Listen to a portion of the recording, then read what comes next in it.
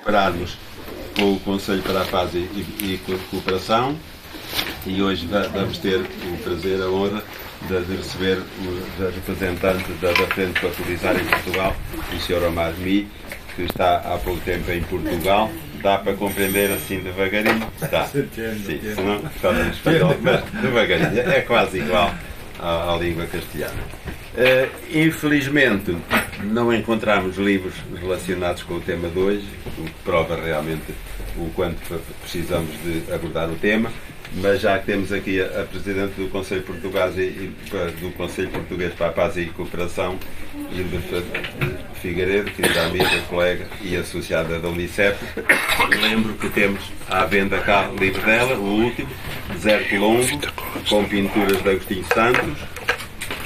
Temos A Semente Azul, temos Uma Conversa com Agostinho Santos, temos outro magnífico livro, Geografia do Olhar, Tiar do Tempo Agora, Lábios de Maçã em Abril. Se quiserem aproveitar, julgo que eu não lhe perguntei, mas estará disponível para dedicatórias ao fim.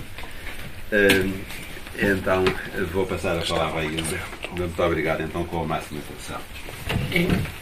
Então, boa tarde a todas, a todos aqui.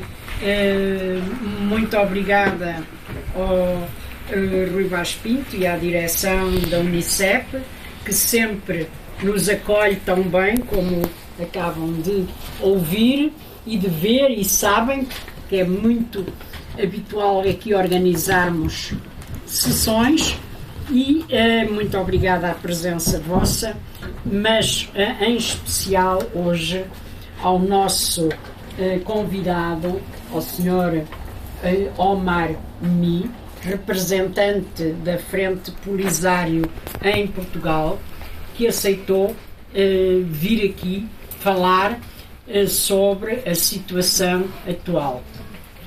Como todos sabem, não é a primeira vez que nos juntamos para conversar sobre a situação de colonização em que está o Saara Ocidental, todo o drama que resultou de Espanha não ter uma posição forte quando da descolonização e de se ter criado este problema da ocupação do Saara Ocidental por Marrocos.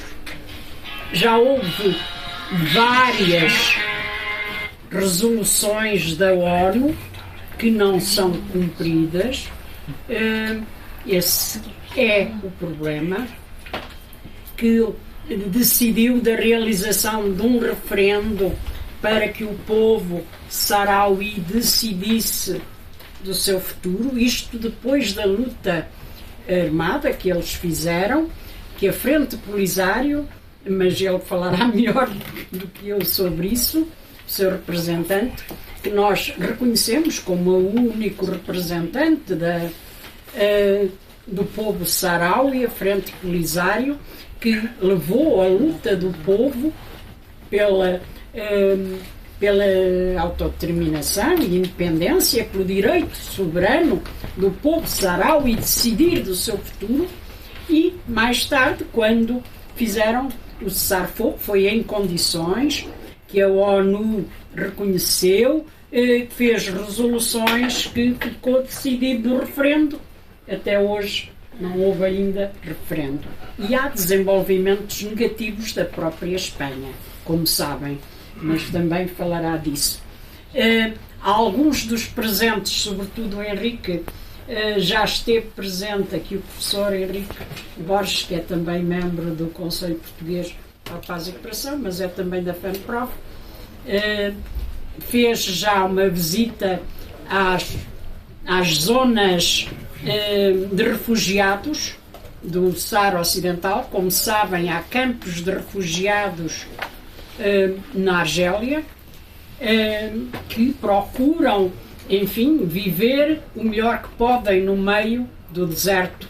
E, portanto, mas no Saara Ocidental nos territórios ocupados, a luta continua, com repressão, etc., com prisões, muitos presos também nas cadeias marroquinas. O Conselho Português para a Paz e Cooperação, desde sempre, tem exigido o respeito pelo inalienável direito à autodeterminação e independência do povo saharaui, a libertação dos presos políticos, o fim da ocupação marroquina, o respeito pelos direitos nacionais do povo saharaui ao seu Estado livre, independente e soberano, o reconhecimento pelo governo português da República Árabe Saharaui Democrática. E esta é uma exigência que temos feito muitas vezes, porque a nossa Constituição da República Portuguesa, no artigo 7º, diz preto no branco que Portugal reconhece o direito dos povos à autodeterminação e independência. Tal como aconteceu com Timor-Leste, e lutámos por isso, todos, e o nosso governo, não foi este, foi outro, mas é o governo português, lutou por isso também no âmbito das Nações Unidas, etc., e conseguiu-se. Então, nós exigimos o mesmo tipo de intervenção do governo português em torno das questões do Saara Ocidental. O Sr. Omar Mi é o novo representante, ainda não tinha estado aqui no Porto, e por isso nós o convidamos para o ouvir, eu vou-me calar já, e para vocês também poderem questionar no final o que quiserem e as dúvidas que tiverem em relação e manifestarem a vossa posição, porque também é uma ação de solidariedade com a Frente Polisário e com o povo saharaui. Muito obrigada. Vou tirar isto daqui só para ser mais simples e por isso tem a palavra, por favor. Muchas gracias. Voy a hablar en español. Hasta ahora estoy aprendiendo el portugués. Espero que en un año puedo conversar con ustedes tranquilamente en vuestra lengua. Agradezco antes de nada a quien nos ha traído aquí, a quien ha organizado este programa, a Hilda, al Consejo Portugués para la Paz, a los amigos del UNICEF y del sindicato, y a muchos amigos que veo aquí, y ya les he visto en otras ocasiones. Voy a hablar de mi país, el Sahara Occidental. ¿Dónde está el Sahara Occidental? Fuisteis vosotros, los portugueses, los primeros europeos que han pisado en mi tierra. Era ya en 1400 y pico. Y habéis puesto un faro muy famoso y muy conocido en el Sahara Occidental, el faro de Bojador. Es vuestra presencia la primera europea en el Sahara Occidental. Somos muy vecinos. Entre los Azores y Portugal hay una historia común y la geografía que nos une. Este territorio lo cogieron los españoles. ¿Cuándo? En 1884. Y se quedaron ahí, no por poco tiempo. Se quedaron un siglo, hasta 1975. Es un territorio no pequeño. Tiene una dimensión de 264.000 kilómetros cuadrados. Tiene una costa sobre el Atlántico de 1.100 kilómetros. A media hora de las Islas Canarias. Creo que a una hora también de los Azores, de Madeira. Somos muy cercanos. ¿Y por qué ese territorio así? ¿Quién vive? ¿Quién ha estado siempre? Los saharauis. ¿Cuántos somos? No llegamos al 1.000.000. ¿Y por qué se interesa España y los otros? Porque es un país que tiene muchas riquezas. Es el primer productor mundial de fosfatos. es el territorio que tiene las cotas más pescosas de toda el África.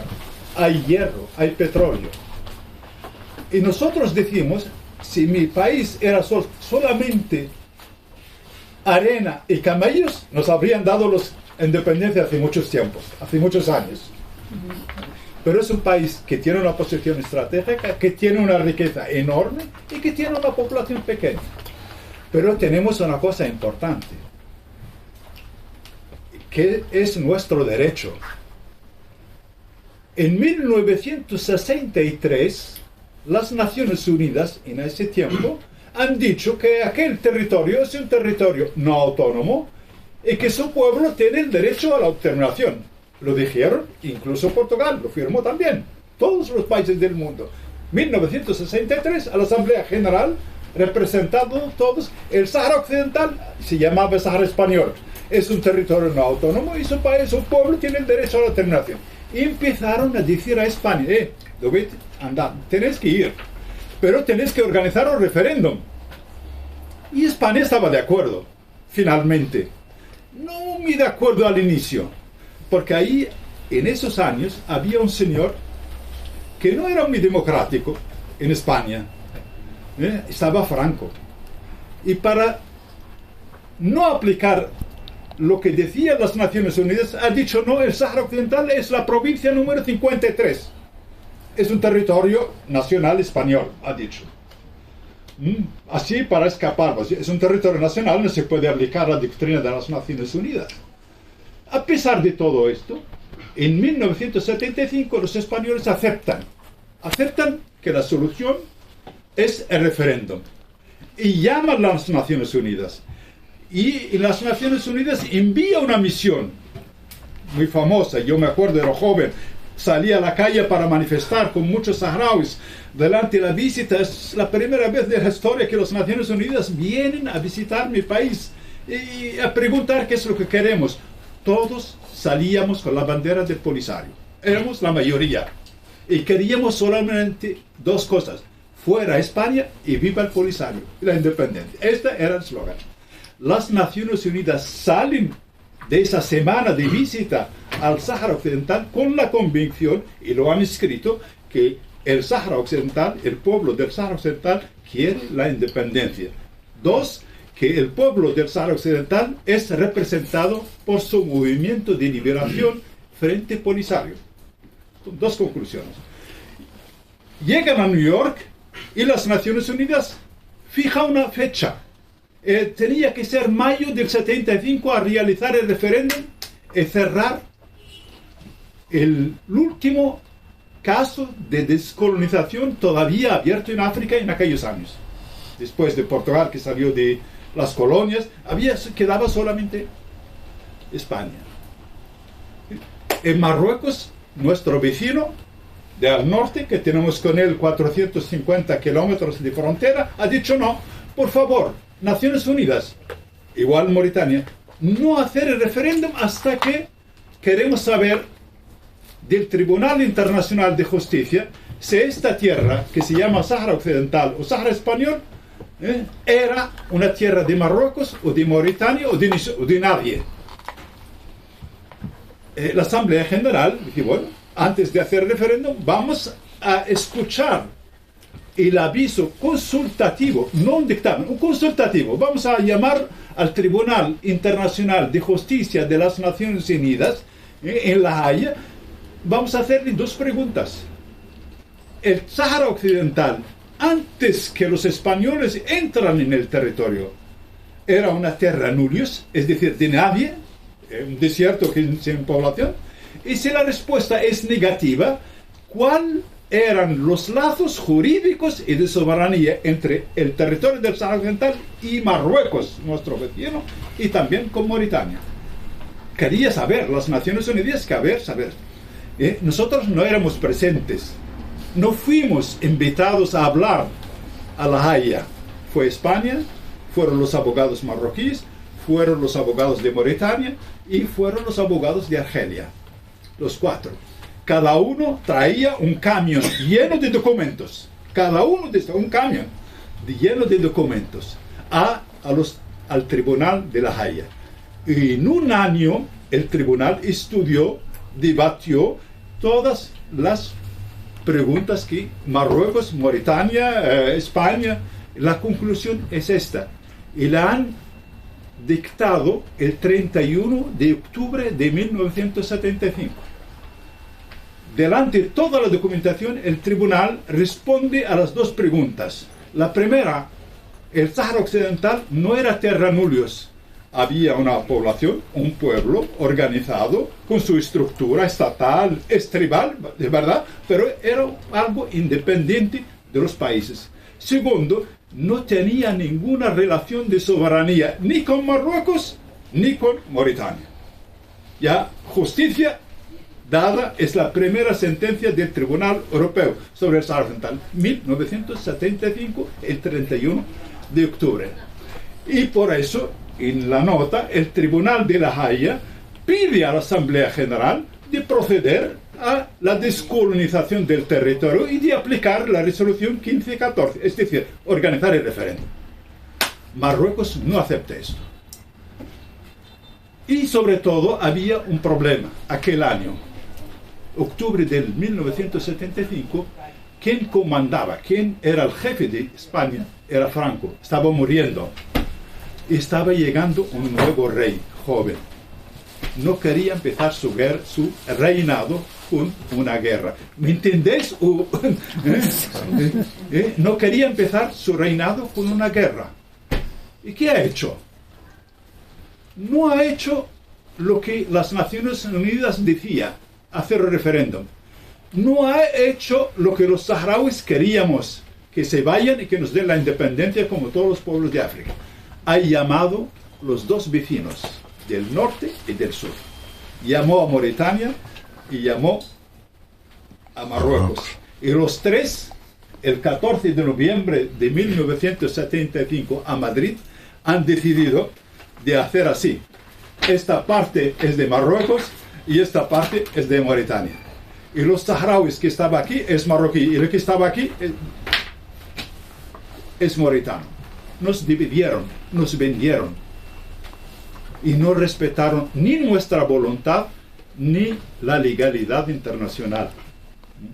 Y estábamos muy contentos aquellos años, éramos jóvenes, finalmente termina la colonización, vamos a ser un país independiente, y de repente, de noche a mañana, 100.000 soldados de Marruecos y de Mauritania invaden nuestro territorio.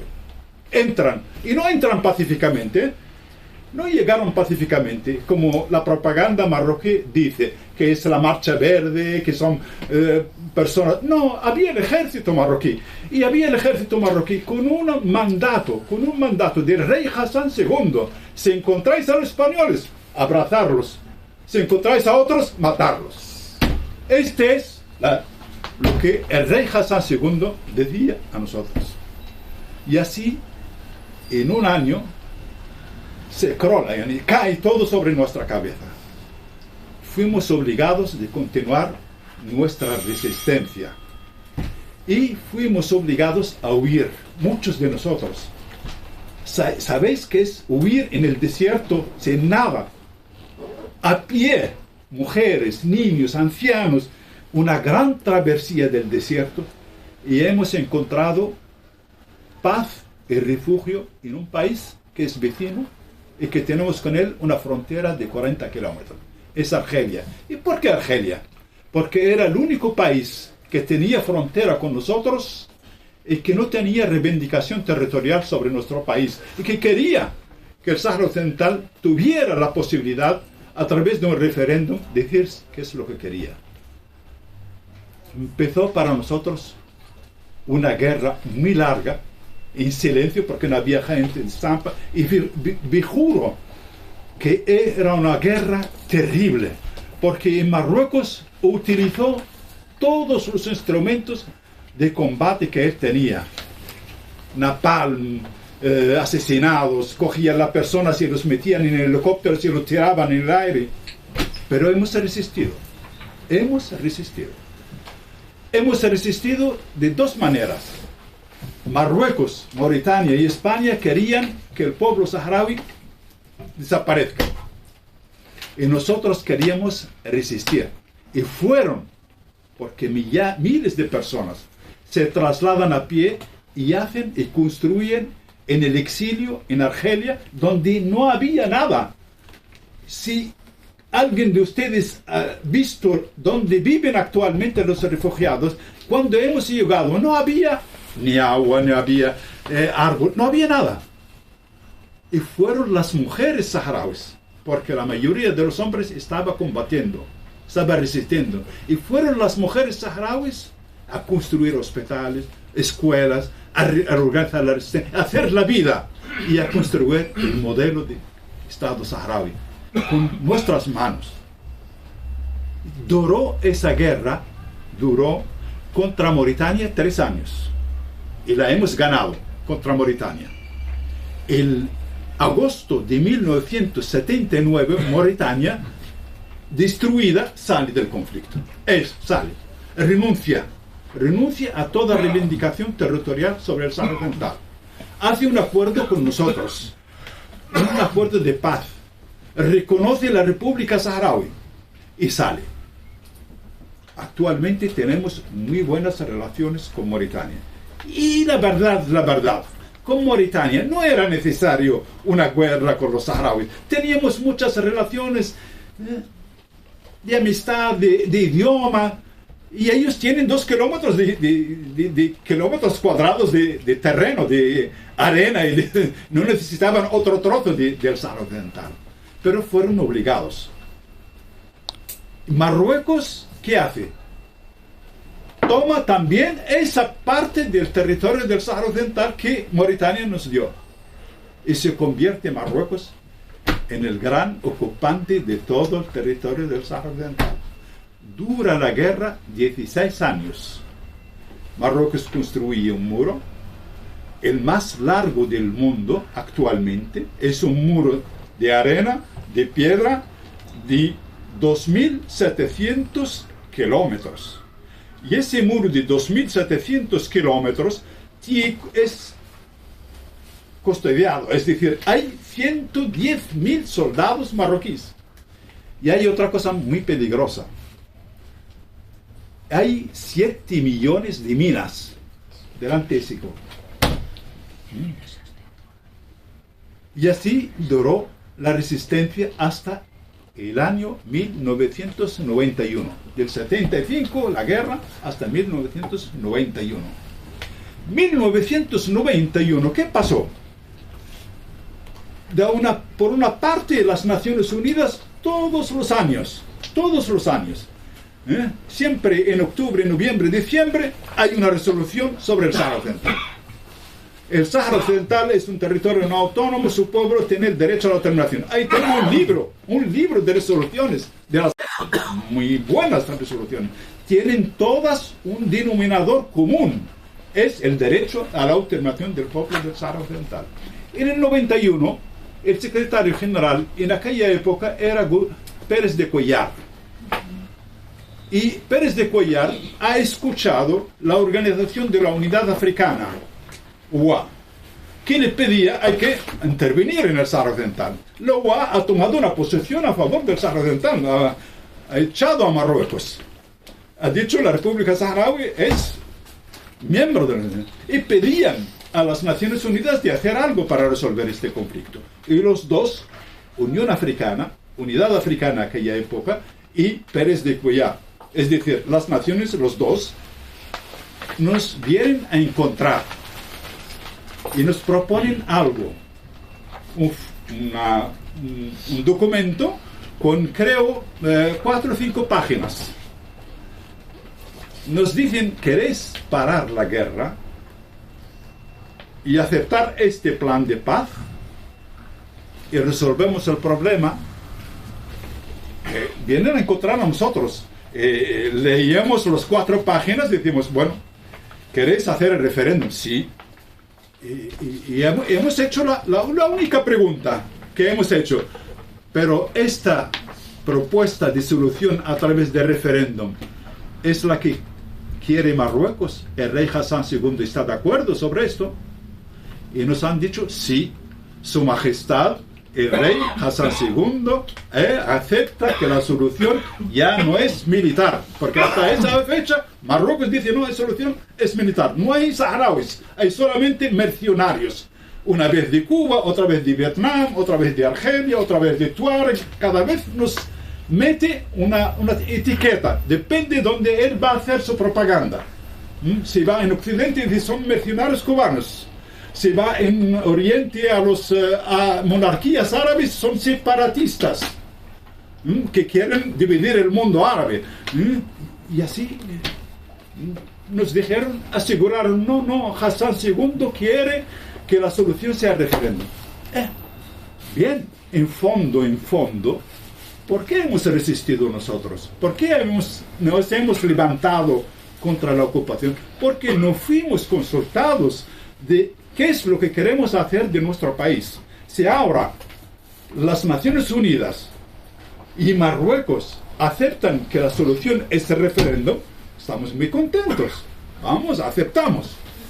Y los dos, Marruecos y el Frente Polisario, que son los dos protagonistas de este conflicto, fuimos invitados a New York a estar ahí, a sentarse allí. Y los dos, el delegado de Marruecos de ahí, el delegado del Frente Polisario de esta parte, cada uno con su pluma, en presencia, no en secreto, en presencia del mundo, hemos firmado un documento que se llama Plan de Paz para el Sáhara Occidental. Y los firmamos. La primera cosa que hemos hecho fue el 1 de septiembre de 1991, parar la guerra. Es el cesar del fuego declarado el 1 de septiembre. ¿Y a cambio de qué? La promesa que nos ha hecho las Naciones Unidas es que si nosotros aceptamos el plan, todo el problema, el referéndum se va a realizar en 6 meses y en febrero de 1992 termina el problema. Se declaran los resultados del referéndum. ¡Qué maravilloso! Todos contentos en los campamentos de refugiados, todo el mundo empieza pocas cosas a prepararlas, a decir vamos a volver a nuestra tierra, se va a hacer referéndum, termina todo. Era 1992, era la promesa, estamos en 2022. Fuimos con Marruecos en todas partes, a New York, a Londres, incluso aquí en Lisboa, aquí en Portugal, 2 veces quizás muchos de ustedes no lo saben, pero hemos negociado en vuestra tierra aquí la paz con los marroquíes. Y nada. Estamos ahí todavía. Tenemos nuestro país dividido, tenemos más de 200.000 refugiados que viven, tenemos generación de jóvenes que nacida y hemos hecho algo fundamental y grande, es investir en la educación a los jóvenes saharauis. Tenemos millares de jóvenes instruidos, educados, lejos de todos los fenómenos del extremismo, y es difícil en nuestra área. Y es difícil, no podéis entrar en vuestra cabeza que una población vive en el desierto, no en hoteles, en campos de refugiados, en tiendas, por 40 años esperando de volver a su tierra y que justicia sea hecha. En este camino es el que estamos todavía llegando. Yo me excuso porque quería continuar, pero no quiero abusar de todo vuestro tiempo. Al final os voy a decir qué es lo que pasa actualmente, pero os pido una cosa, miserable, tolerante. Y queremos solo una cosa simple. De verdad, que es una sola. Es ir en un referéndum y decir, yo quiero ser saharaui o yo quiero ser marroquí. Y cuando hablo de esto, no estoy hablando de una población de la China. Estamos en un barrio de Lisboa. Esa es nuestra simple demanda. Pero es nuestro derecho. La libertad es algo increíble. Ustedes tenéis eso. Y tenéis una cosa fantástica en vuestra constitución. El única, creo, en Europa. Portugal respeta y defiende el derecho a la autodeterminación de los pueblos. ¡Qué maravilloso! En la constitución. Eso es realmente algo que orgullo. Y Portugal, Portugal es un país que ha hecho algo que los saharauis y muchos africanos y otros admiran, porque en ese año, en 1975, había en otro continente otro problema igual, otro pueblo, que es Timor. Y los dos, nosotros y los timorenses, dos países vecinos, Marruecos en el norte y Indonesia, invadió el Sahara. Y Portugal, como potencia colonial de aquel territorio, ha hecho algo más que los españoles no han hecho. Empujar y ayudar para que la solución del referéndum sea aplicada en Timor. Y ahora Timor es independiente, un país independiente, con un vecino grande, grandísimo, que es Indonesia, pero que se respetan y son amigos. Eso es lo que nosotros queremos que Portugal haga también por el Sahara Occidental. Tenéis la Constitución, tenéis la experiencia, y una golondrina no hace la primavera. Hacer también el Sahara Occidental, para que Portugal sea... No os preocupéis, no os digan que es país chico, pequeño, no, hay valores grandes y hay valores pequeños, y ustedes tienen valores grandes. Ayúdennos en hacer esto, y muchas gracias.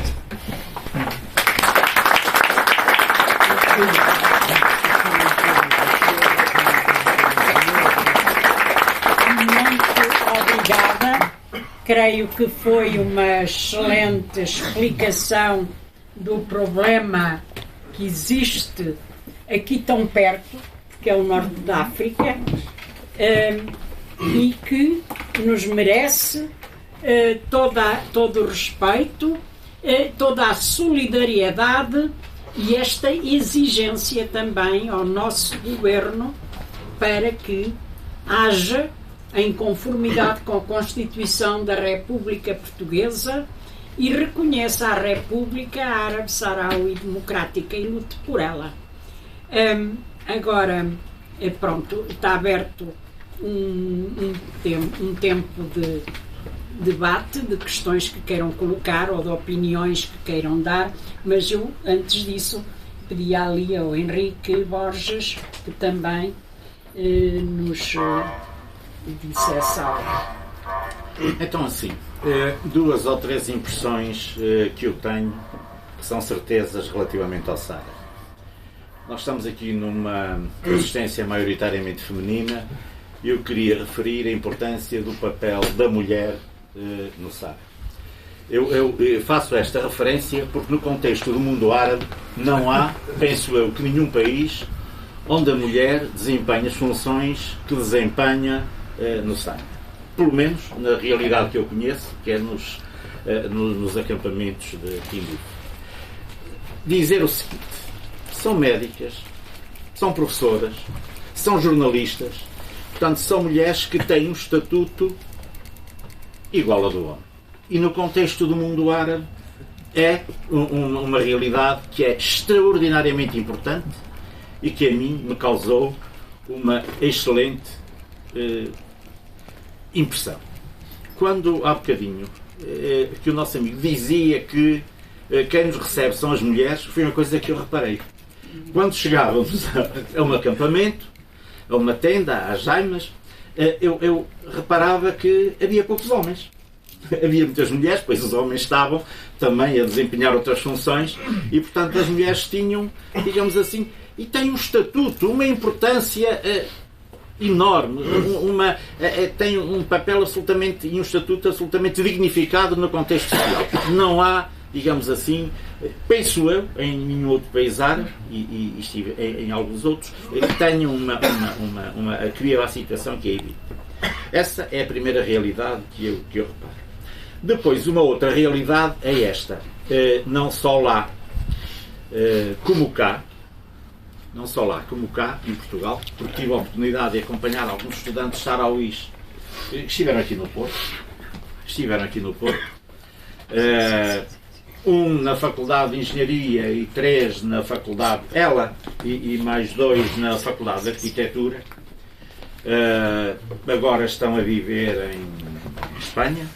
Mas dizer o seguinte: dizer que era um prazer falar com aqueles jovens. O desejo de paz, o desejo a terem a sua pátria e, sobretudo, uma coisa também, uma preocupação que eles tinham, porque viver 40 anos no deserto traz muita insatisfação perante os jovens. E, portanto, eles olhavam para os amigos, para os jovens, etc., sempre com uma preocupação de grande prudência nos atos, nas atitudes, porque eles queriam, sinceramente e verdadeiramente, a paz. E esta ideia ficou.